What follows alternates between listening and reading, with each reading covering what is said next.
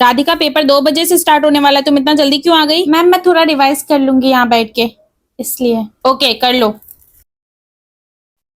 फटाफट से लिख लेती हूँ, कोई आए इससे पहले, कोई देख ना ले।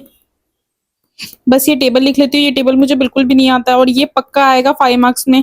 लास्ट 6 साल से आ ही रहा है ये। और इसका नंबर्स हाथ में लिख लेती हूँ। और राधिका, सब आता है? हाँ थोड़ा बहुत आता है। लो पेपर लो। 2 5 6 7 यार ये इंग्लिश के पेपर में काउंटिंग क्यों कर रही है? कहीं इसको मैथ्स का पेपर तो नहीं लग रहा है? गई गई ये गई।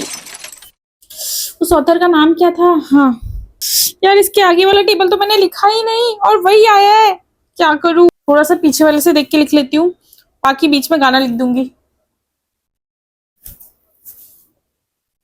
बीच में गाना लिख देती हूँ। कहते हैं खुदा ने इस जहां में सभी के लिए किसी ना किसी बनाया।